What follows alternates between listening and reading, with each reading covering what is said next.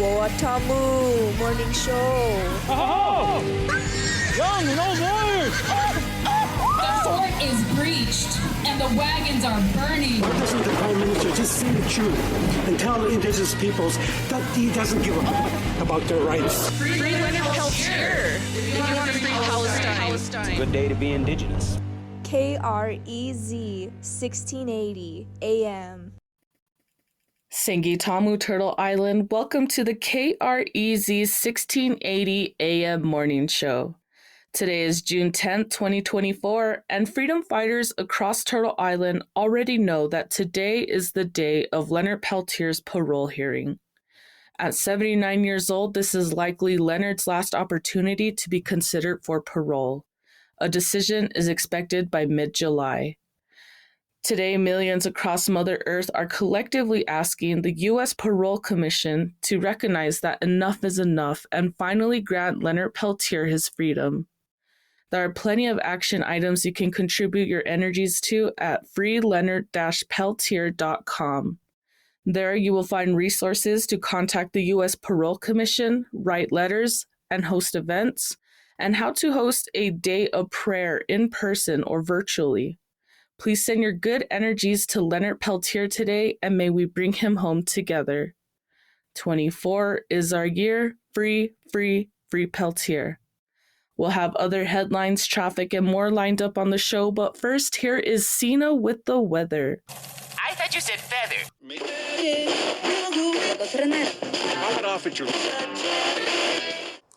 And so the things that people can do is people can write letters to the Parole Commission. It's up to the Parole Commission whether they read those letters or not. They legally don't have to, but I think it's important. You know, as grassroots organizers, we provide pressure on them. I think letter writing campaigns to the Attorney General, and I think that that on the 10th, there's going to be a World Day of Prayer for Leonard too. So people, you know, the ask is that people are in prayer that day too, because this is also a spiritual battle too. You know, it's going to be a mixture of legal, political, and spiritual battle that helps get him out. But those are the things that people can do right now. I think people can also use their platforms to illuminate of what this was really about. Whatever news that is out there, Leonard eats it up. And he wants to know people are fighting for him because it gives him enough strength to get to the next day. And he is at the point now where he is on a day-to-day situation where he, like, you know, and he's, I mean, on a good day, Leonard's still fired up. I mean, I talked to him last week and he sounded strong, even though he's in lots and lots of pain, tons and tons of pain. He isn't a walker. You know, that's how he gets around. Like these old images of the 1970s and 80s and 90s even that are out there for Leonard, that's not the same Leonard. Leonard's almost 80 years old and a walker. Imagine anybody's 80-year-old in anybody's life, you know, that you're caring for, and they have access to some kind of medical care. So that's kind of where the situation is at. I think people sending letters to Leonard right now in Coleman, handwritten letters following the protocol, is also really helpful because that actually gives direct encouragement to Leonard. And those letters that come in, Leonard reads them. Just so you know, like if you want to write a letter to Leonard Peltier, he will read that letter and it will give him strength, you know. So that's what I would say that I think that people could do. And NDN is releasing a toolkit, I believe, on Tuesday that lays out these different things that you can do to take action, including on the day of the hearing. The idea is to be in prayer on that day. That's the call to action: is go to a public place, host a prayer. You know. Result. Gananaskamoten and Lisa, thank you.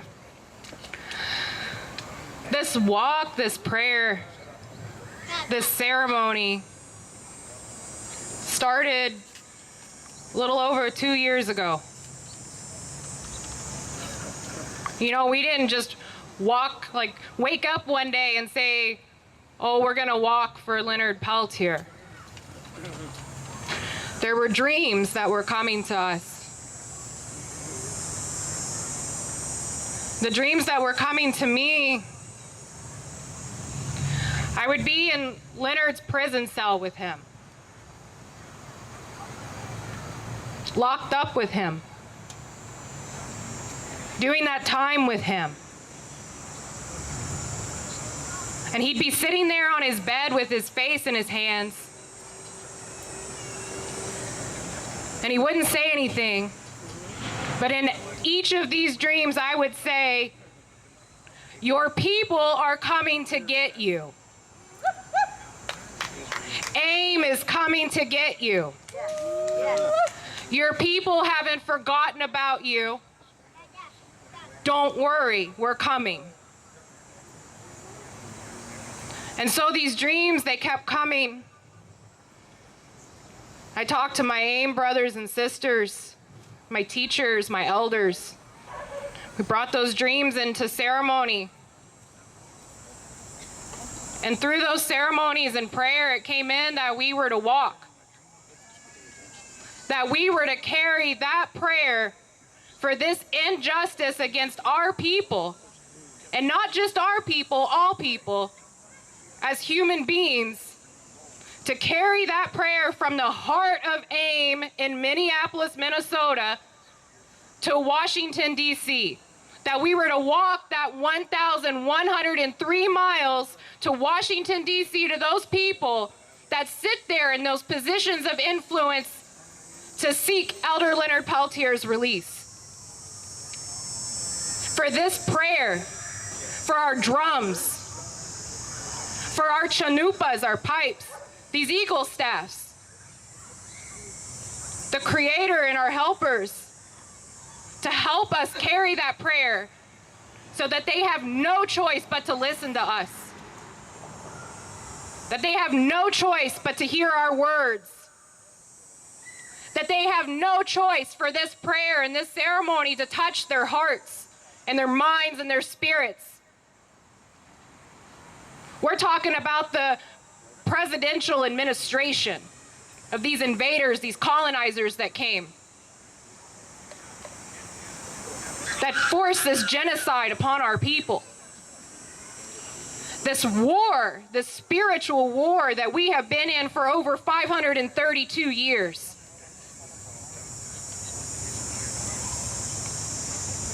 And that this prayer for Leonard, that this walk to justice would be answered.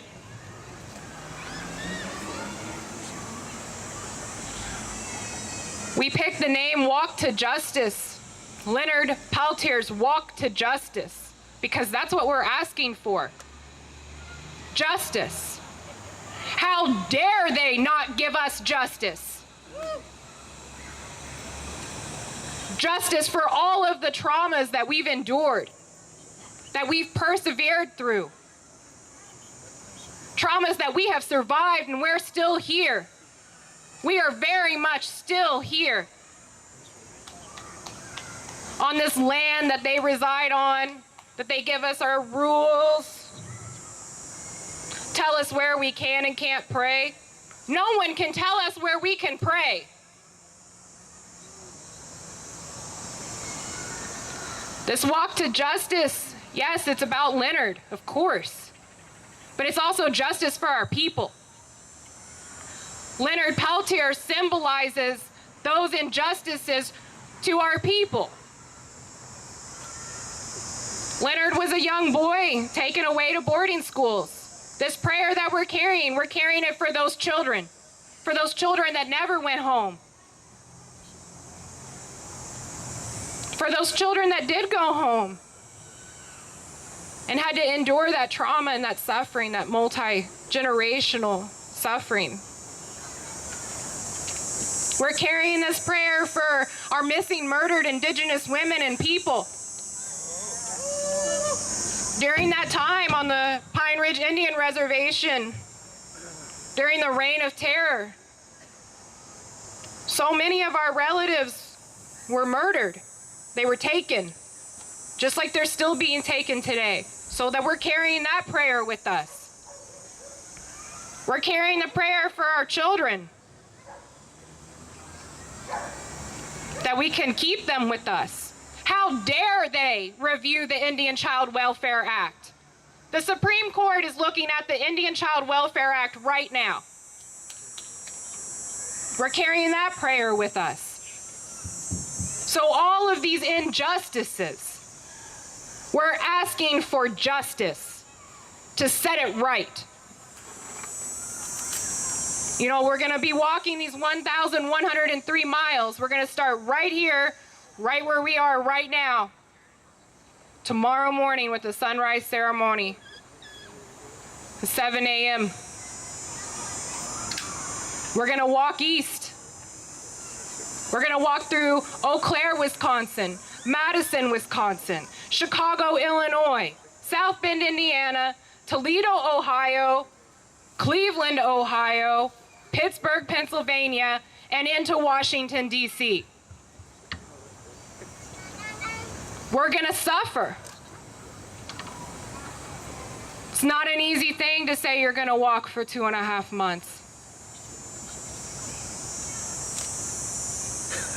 Our brothers and sisters are going to suffer for that prayer, for that ceremony, for our people, just as Leonard has suffered for our people.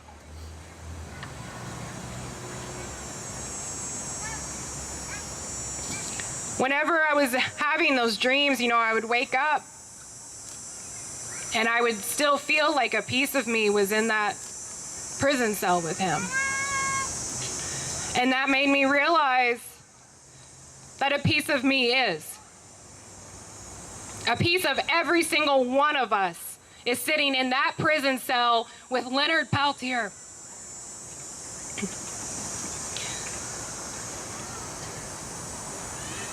Until Leonard is free, none of us are free. Thank you. Greetings, comrades, brothers, and sisters. I send to you and the Palestinian people my strongest solidarity during this critical period in the struggle of the PLO and Lebanese people against the forces of U.S. and Israeli aggression. Myself, members of the American Indian Movement, Leonard Peltier Defense Committee, and its support groups stand in solidarity with the struggle of the Palestinian people for their traditional land.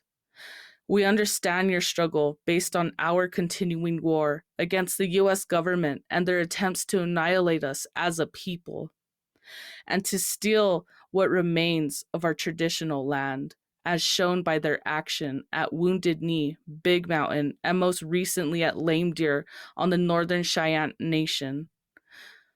The Israeli troops, in carrying out their genocidal campaign, are acting today as the 7th Cavalry acted in the past and continues to act in Indian country. They are the war criminals who will be tried for their butchery of the Lebanese and Palestinian people in Lebanon. If I were free today, I would take our red warriors to fight side by side with the freedom fighters of the PLO to smash the imperialist forces of the US and Israel. I know that the forces of liberation must and shall come together to fight as a united front in unity of the 4 colors. We, as red warriors, call upon the yellow, black, and white freedom fighters to stand united with the PLO in uncompromising solidarity with the Palestinian and Lebanese people's struggle against the Zionist forces of Israel. I send my love and blood as a prisoner of war within the belly of the beast to those who continue the struggle. Victory to the Palestinian and Lebanese freedom fighters. Victory to the PLO. Leonard Peltier, prisoner of war, Marion Federal Prison, July 13th, 1982. Greetings, everyone. This is Nick Estes with Red Nation Podcast. We are excited to present an exclusive interview with Collen Rowley, a retired FBI agent. Collen is the first FBI agent close to the Leonard Peltier case to come forward in support of Leonard Peltier's clemency. And Leonard Peltier is the longest serving Indigenous political prisoner in the United States right now. This coming February 6th to be exact, Leonard Peltier will have spent 48 years in prison, behind bars, and incarcerated. This is an exclusive interview, and we are proud to present it to you. Our discussion ranges from Leonard Peltier's case and trial all the way to the present, and the implications that the coercive, unconstitutional, unjust tactics of the FBI and the COINTELPRO era are very much alive and well today. The interview that Colleen and I conducted was one of the most wide-ranging and eye-opening interviews I've conducted over my career as a reporter, as somebody who's hosted this podcast, but also somebody who's been deeply involved and researched the Leonard Peltier case. I can't think of an FBI agent or somebody who's close to his case in terms of an investigative or a federal policing role that has come out with this kind of explosive insider view of the FBI.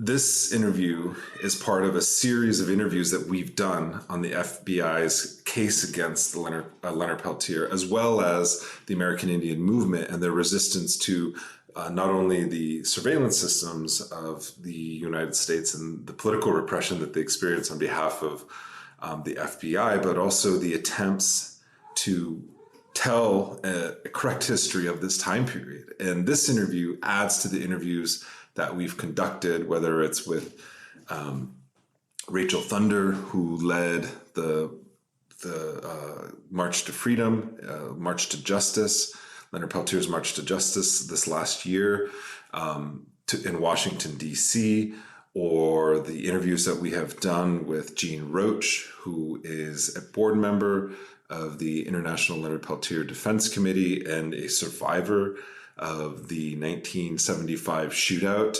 We've also included interviews with people such as Leonard Peltier's current attorney, Judge Kevin Sharp, or former Judge Kevin Sharp, who was appointed under the Obama administration.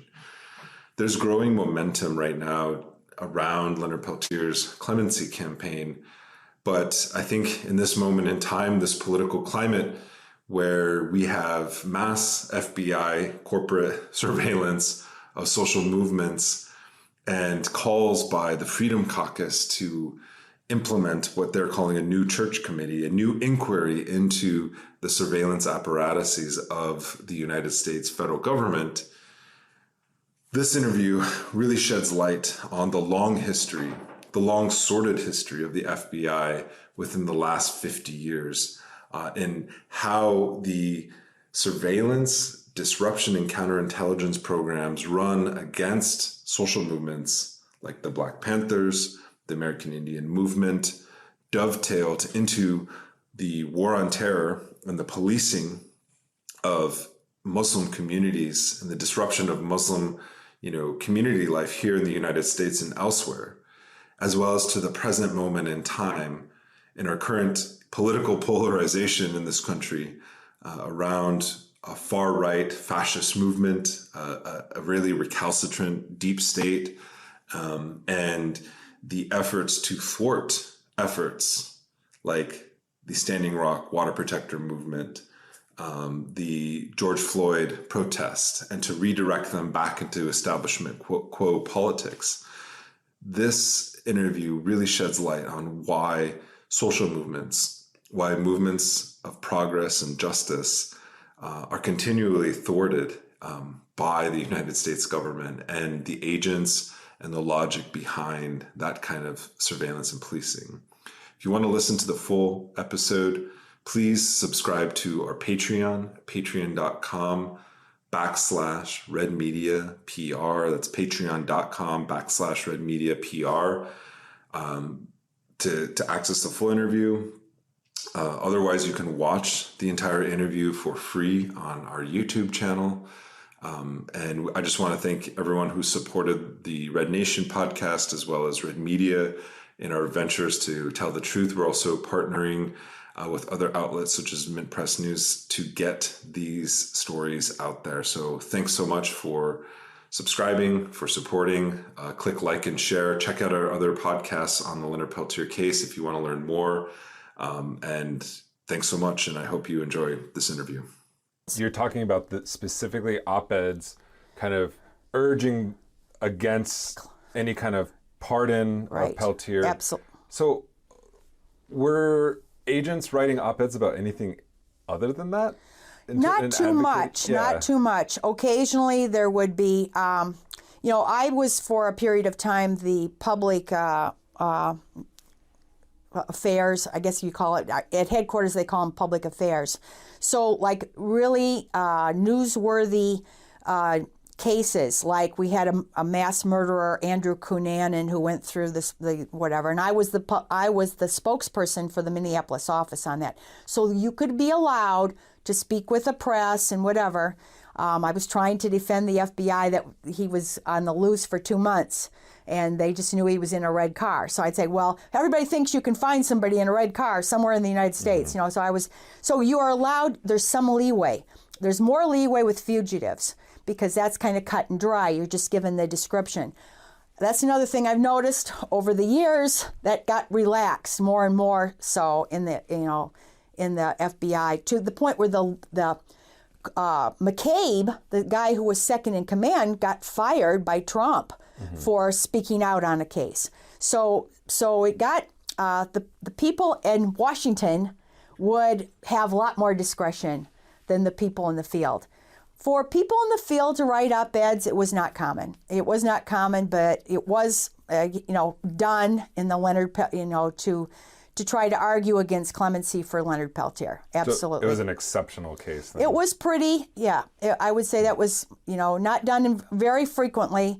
Every once in a while, there might be a very important thing that they might let you write I remember an issue about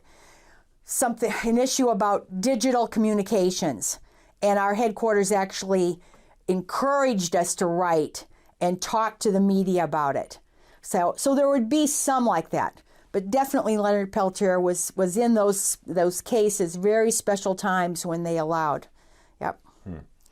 So in late 2000, President Clinton was about to leave office.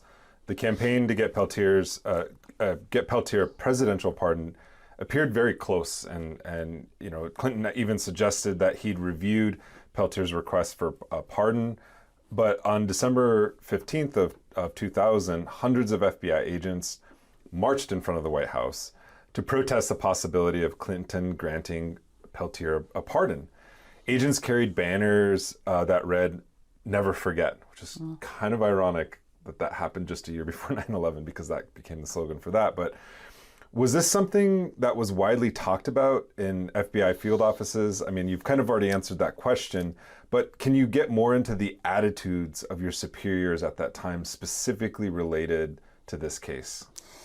I'm only vaguely familiar with that protest of the White House. It wasn't talked about much in Minneapolis, at least I didn't hear much about it. I'm just vaguely familiar with it.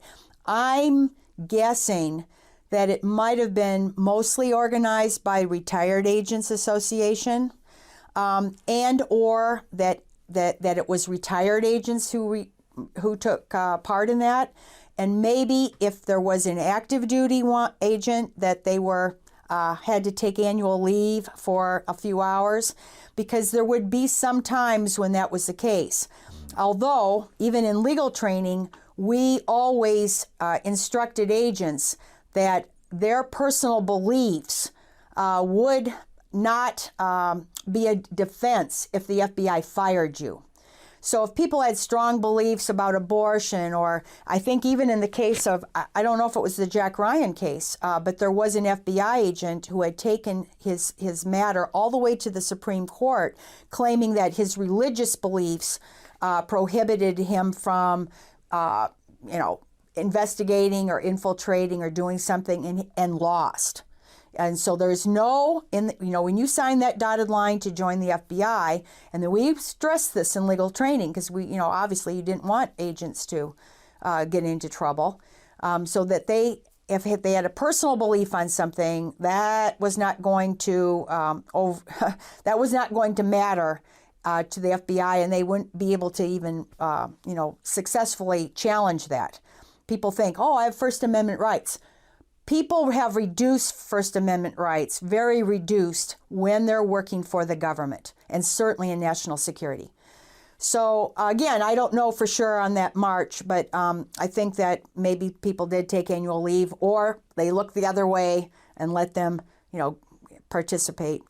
Was there what else was part of that question? Oh, just like what were the attitudes of your superiors at the time? I don't know of anyone who would have stood up and like a Jack Ryan and said, Leonard Peltier should be free. Mm-hmm. I didn't.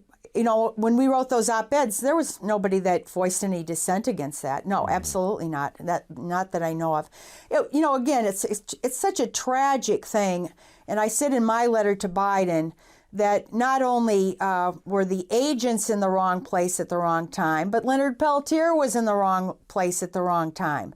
The tensions on the reservation and this environment that had been going on for a long time made things very, very dangerous. And it doesn't take but just a mistaken identity or something like that to trigger it off.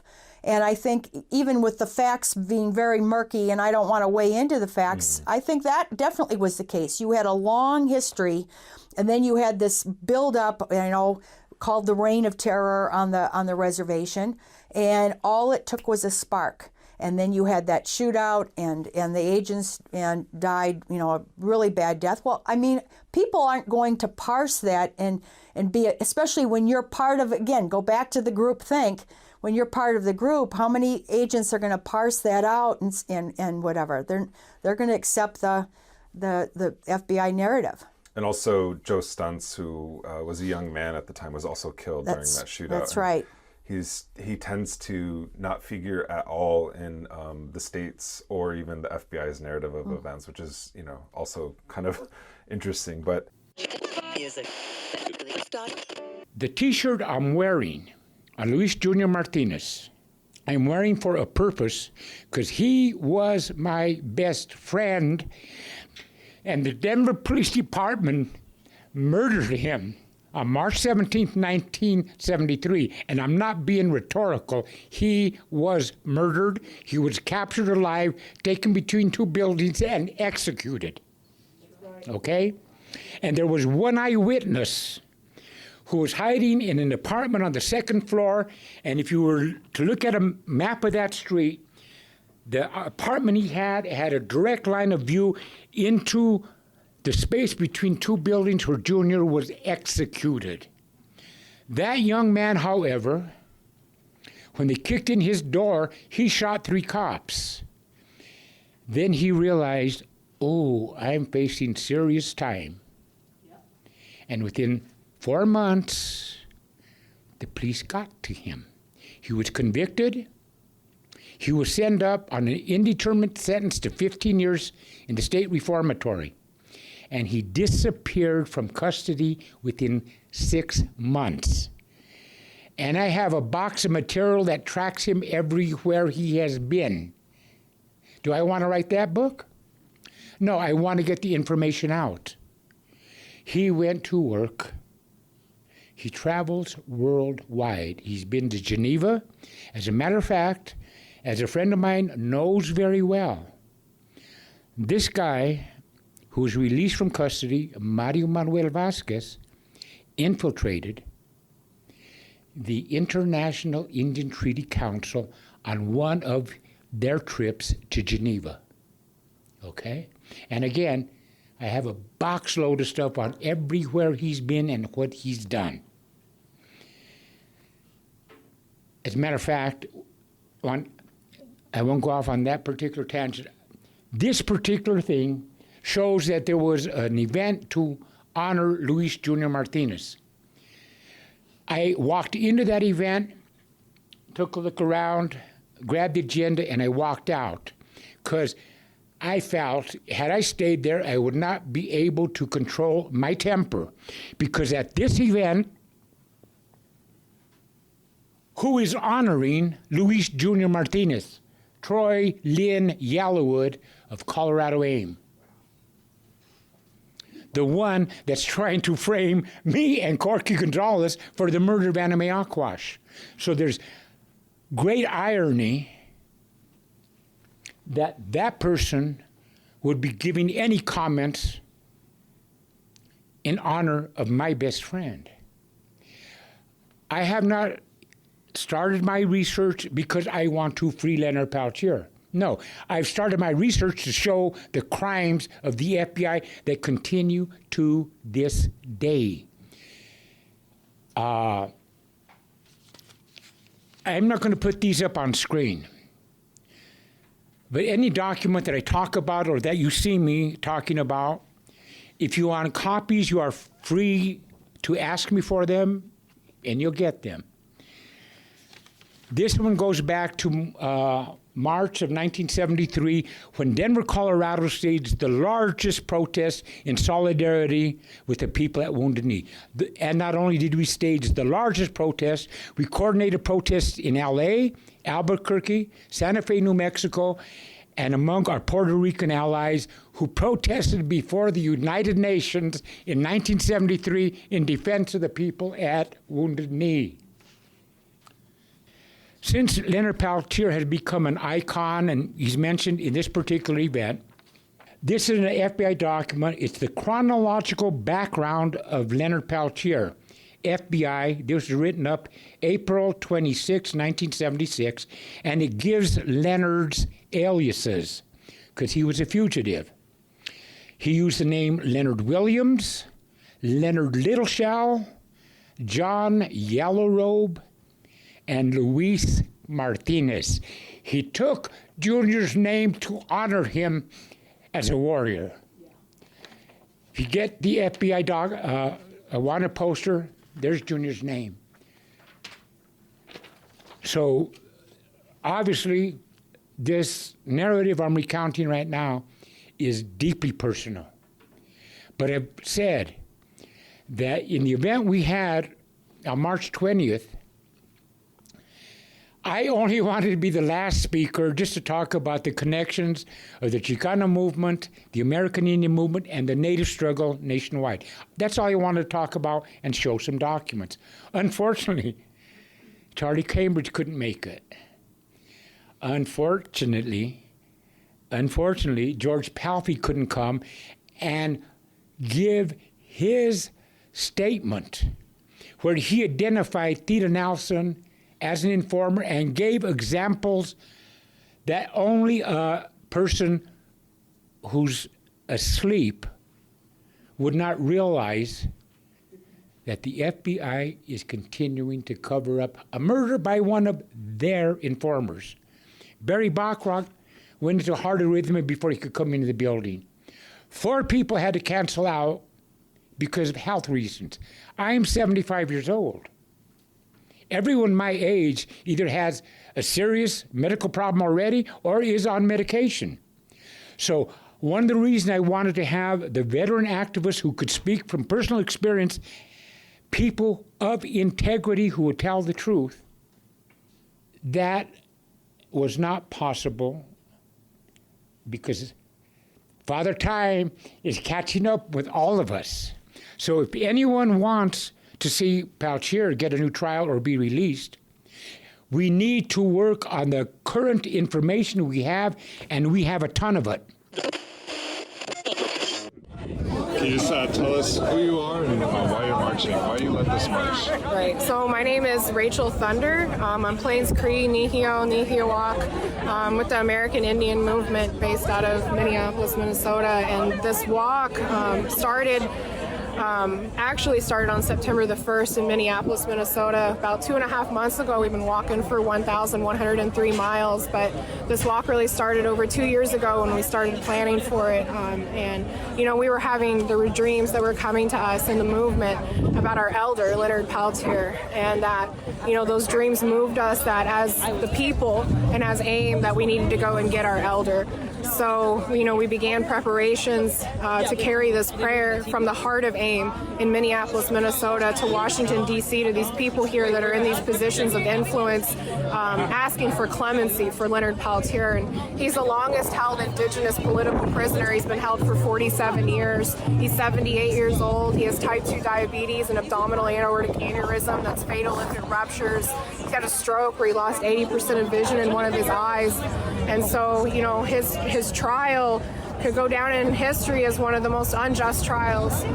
There was proven evidence tampering, coerced testimonies, falsified evidence, and so you're going to hear a lot of those things if you watch our rally on any of these live feeds later. We have a lot of, legal experts, and you're going to hear a lot of information and hear why this is so wrong and so unjust. I was just at the Supreme Court steps the other day, and I saw there on the Supreme Court building, it says justice for all, or equal justice for all, and it's not true. The system is built on a lie, because it's not equal justice for all. Our people are disproportionately treated unjustly, and so that's why this walk is called the Walk to Justice, because we're asking for justice for our elders.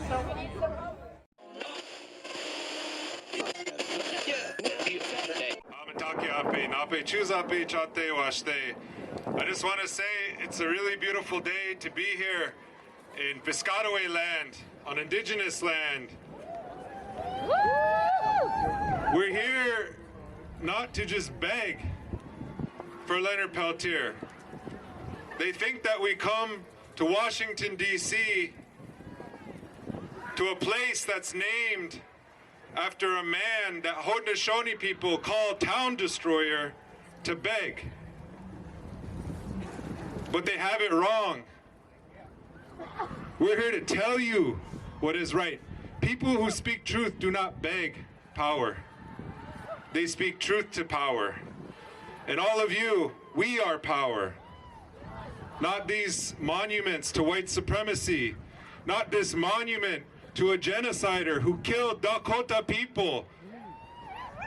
We started this walk in Minneapolis in November of 1972. The Trail of Broken Treaties came to Washington, D.C. to meet with the president with a position paper with 22 points for treaty rights, for health care, to protect children. And they were rebuffed by the Nixon administration, who cared more about waging a war in Vietnam than he cared about the people here, the original indigenous people here in this country. And so they took over the Bureau of Indian Affairs when the president refused to meet with them. And they occupied the building for about a week. And in that building they found the evidence of the crime, of the mismanagement of millions of dollars in lease money for Indian land, for all the children that had been taken from their families, the mismanagement of the Indian Health Services, all these things that are protected not just by treaties, but by the Constitution, a document that was written before the treaties, that's much older than our treaties, where it says that treaties are the supreme law of the land, Article 6. And in those documents, they found the mismanagement, the centuries of mismanagement by the Bureau of Indian Affairs. The Trail of Broken Treaties Manifesto also became the framework for the UN Declaration on the Rights of Indigenous People. It launched the international indigenous movement at the United Nations. That began here 50 years ago today. Ask yourself why they venerate a genocider, and why they don't venerate our heroes of indigenous resistance. Leonard Peltier was part of the Trail of Broken Treaties. He was in what they called the Native American Embassy 50 years ago today. They didn't have guns. They didn't have anything. All they had was their prayer and their truth. But they were evicted, and then began the surveillance by the FBI. So when we talk about the American Indian movement, the Red Power movement, the Trail of Broken Treaties, that history is still relevant today. Leonard Peltier was taken from his family by Indian agents and put into a boarding school. The Indian Child Welfare Act, at the time it was passed in 1978, was meant to protect Native children, to reverse the process of Indian child removal. And in their findings in congressional hearings here, where we're at, they found that anywhere between 25% to 35% of Native children during that time when that bill was passed have been adopted out to white families or foster care systems. Imagine a quarter of our people have been adopted out, taken from their families. And now we have 9 unelected judges trying to adjudicate what that means, what Indigenous sovereignty means. In some ways, this system is moving backwards as we, as Indigenous people, are trying to move forwards. Standing Rock was a turning point for us. We have one of our good relatives, a water protector here, who can speak to that. Even when we don't take up guns, even when we stand in prayer, we're still considered criminals. Much like our Dakota patriots who this man killed. We're still considered criminals to this day because a report found last year that a quarter of carbon emissions and greenhouse gas emissions coming from the United States and Canada were being challenged by Indigenous-led movements. We are punching way above our weight class when it comes to being good ancestors for future generations and preventing climate change. They don't care about Native children. They don't care about Indigenous rights. What they care about is their bottom line, which is money. The lawyers who are arguing that case to overturn the Indian Child Welfare Act, they're from the Gibson Dunn law firm, which represents oil companies. How many pieces of legislation have gone through state legislators to criminalize being a water protector? How many times have we sat before lawyers sitting on the other side saying, did you witness a violent act when you were at Standing Rock? Did you participate in direct action? Are you a water protector? Hell yeah, I'm a water protector.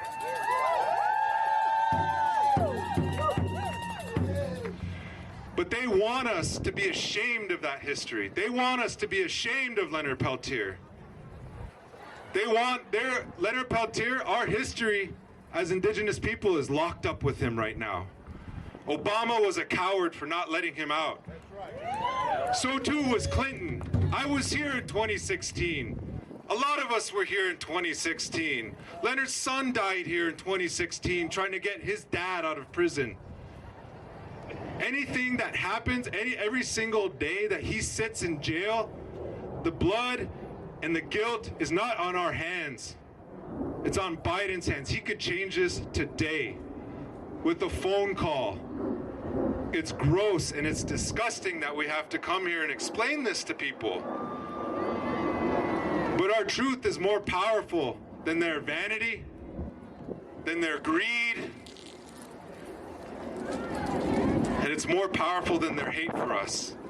Because we know that each one of you is going to go back and do more than just beg on the colonizer's shoulder and cry and ask for our land back. Stop taking our children. When has that ever worked? We have to fight back. We have to organize. We have to turn to each other. We have to create a new system from the ground up. One that reflects Indigenous values. Because otherwise, we're not going to have an earth to live on. It's not a matter of becoming Indigenous. It's not a matter of whether or not you think that our truth is the truth. Because tomorrow won't come if you don't listen to us today. We won't have a planet tomorrow if we keep doing what we're doing right now. And that's what Leonard Peltier represents. That's why he's a threat to this system. It's because they know once Leonard Peltier is free, as Rachel said, we're all going to be free. So thank you very much.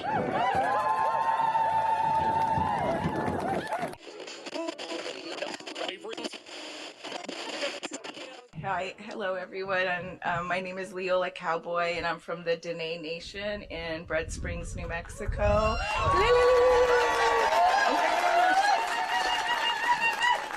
So, oh no, this is the same one you gave me.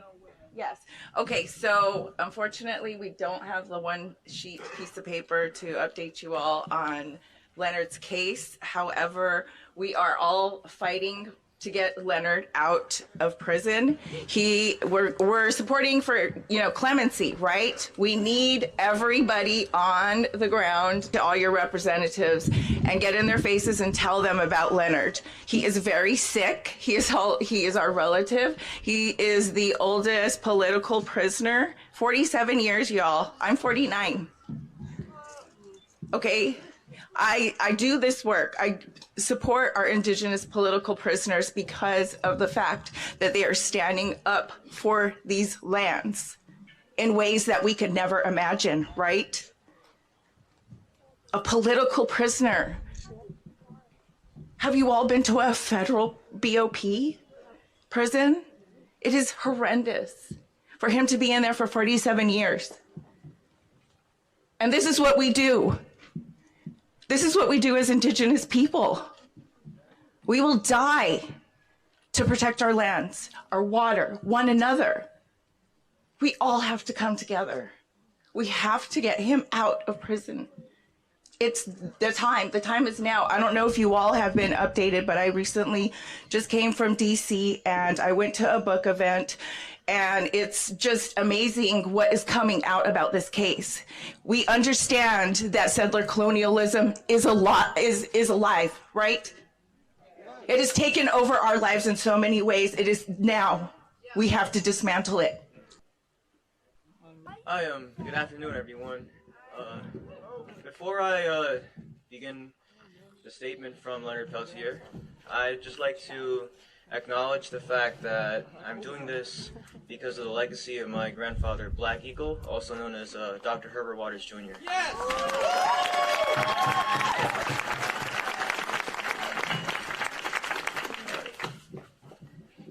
Greetings, my relatives, friends, loved ones, and supporters. First, I want to say how deeply grateful I am that you would want to hear what I have to say.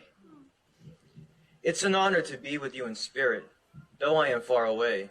Being my age and having spent these many years in prison plays on your heart to the nth degree. I am here because I wanted to make a difference for our people, and I want to encourage others to do the same. My heart has not changed, and my intentions have not changed. The love and faith I have in our future generation has not changed. All the world now faces the same challenges that our people foretold regarding climate damage being caused by people who take more than they need, dismissing the teachings of our fathers and the knowledge of countless generations living upon the earth in harmony. I may sound a bit dramatic and sensitive, but after all these years and the 78 journeys around the sun, I often feel and think that I should speak my mind and heart to whomever I can, whenever I can. Because at my age, you never know if you are going to live another 20 years or 20 minutes. Our people have been through a lot.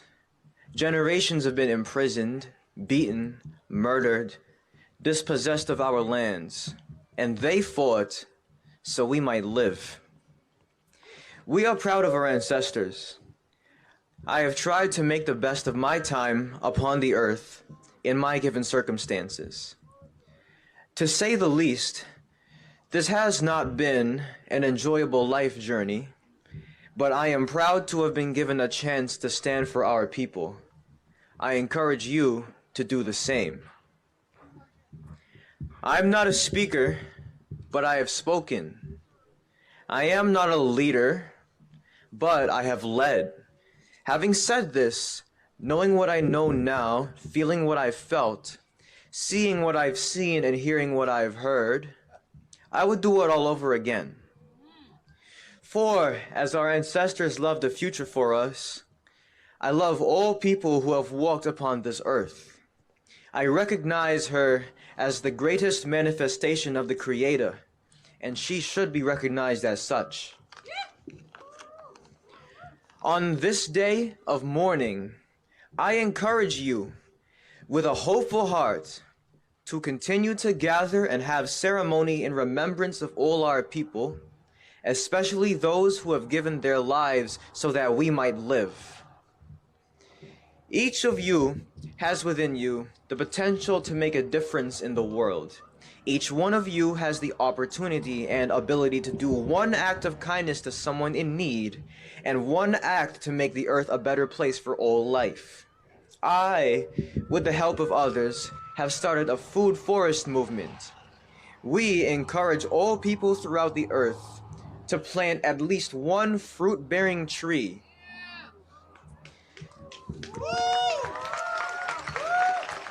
So that all the animals and all creatures of the earth will have healthier food, better air, and cleaner water.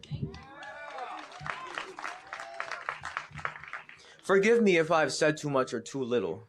Time in this place is often irrelevant to the task at hand. May the Creator bless you, your families, and all our peoples of like mind. Peace, love, and blessings. In the spirit of Crazy Horse, Dr. Leonard Peltier.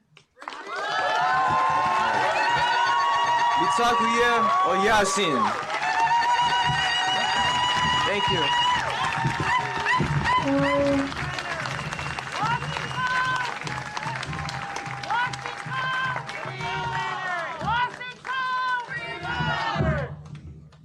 Obeakindi. 22 is our year. Free Peltier. 22 is our year.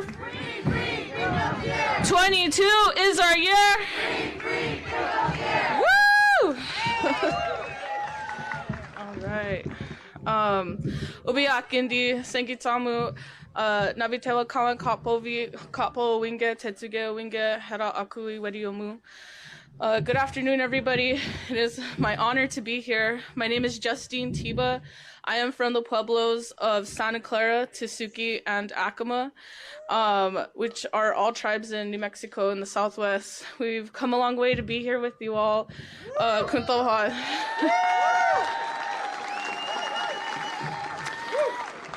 I'm also here representing the Red Nation. The Red Nation is an indigenous liberation organization. We support the movement at all turns and advocate for indigenous revolution so we may all live in dignity together. We are joining you today on this day of mourning to acknowledge that this day of Thanksgiving is yet another fictional story to uphold the settler fantasy. Thanksgiving is a lie, and like with all lies, we are liberated by the truth. This is my first time in Massachusetts. There's something about the land that has been colonized the longest that is unsettling, and something about the beauty of this land that's unsettling. We drove over the big water. I'm from landlocked New Mexico, and it's just beautiful to see this water like this. But I'm also reminded that these colonizers really took everything. I was traveling with my comrade Kyan this year, and we drove through some of the most beautiful places in the country. And we're always reminded that they really took everything. And I've been traveling, and I'm reminded that they ruined everything, and I'm also reminded why today is a day of mourning.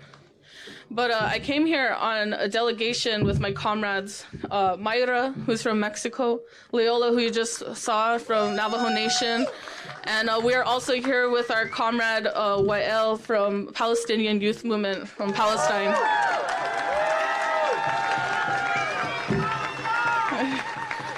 Free Palestine! Free Palestine!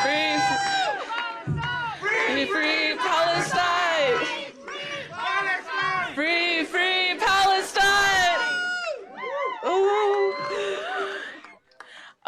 And we're here unexpectedly.